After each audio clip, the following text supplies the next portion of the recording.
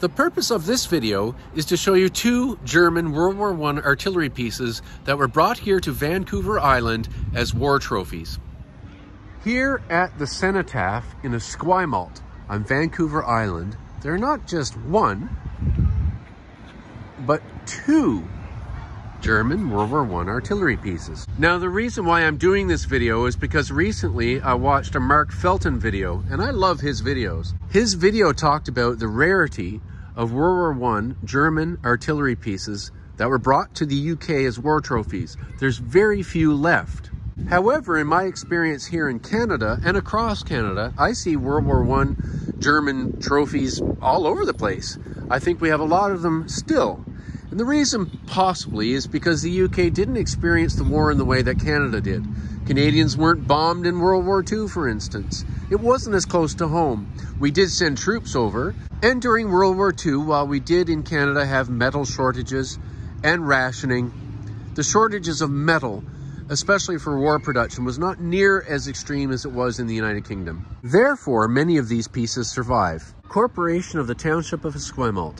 These field pieces were presented to the citizens of Esquimalt as trophies of war to serve as a memorial of the Great War of 1914 to 1918. For those of us that love military history, we are somewhat fortunate in Canada that a lot of these pieces still exist. There are those that say these should be gotten rid of because they're, war is bad and all that. And then there are those that say, no, we shouldn't erase the past, we should remember.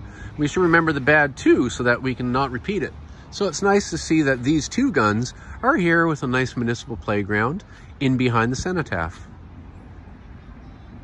So what are these guns? Well, these are Krupp designed infantry pieces. Both are 7.7 centimeter caliber guns. The one you're looking at is of the most common type the Germans had at the beginning of the war, and now the one you're looking at is a later updated edition by Krupp. This gun was manufactured in 1915, but it rides on a carriage built in 1905.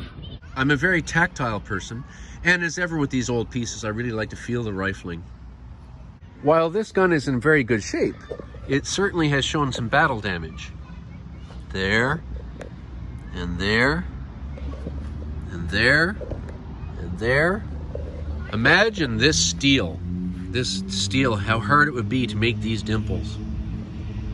When towed by horses or even mechanized artillery tractors, two crew members would sit here. That poor little fellow over there was very upset because he wanted to climb on the gun, but Mom says it's lunchtime. This one is so well maintained that they've chosen to keep it and maintain it in an original paint scheme. This good Krupp steel was built in 1899 and it was upgraded in 1906. And as you can see here, the government mark on the carriage is 1906. Ah, yes, the rifling. But just look at this piece. Now I'm going to show you a couple things that make this one particularly special. Just look at this beautiful crest. Now, in True Fest, I'm not sure I'm pronouncing that absolutely correctly, was the motto of the Kingdom of Bavaria from 1805 to 1918. So this is a Kingdom of Bavaria infantry gun. The motto means steadfast in loyalty or firm in fidelity. Isn't this just wonderful?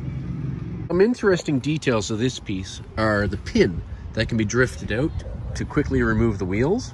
And on either side, here are spots to put two spades. Of course, it's got the spot for the spades as well. And similar easily drifted pins for removing the wheels. Now, the wheels on this one are smaller than on the other one. There are some other differences as well, as in this is open. This is not open.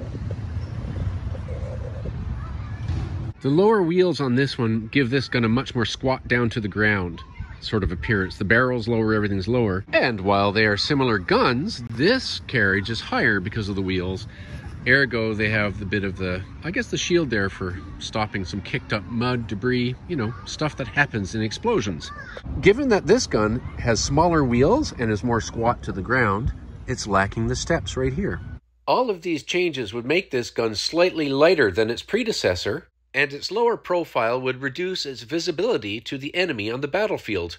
All in all, good improvements on an infantry gun. If you're from Canada or you're visiting Canada, poke around at the old cenotaphs in the older parts of a lot of towns and villages and cities. And occasionally, you'll still see some German war trophies from World War I. I hope you've enjoyed the video today. If you have, please share it with others and like it. Thanks for watching.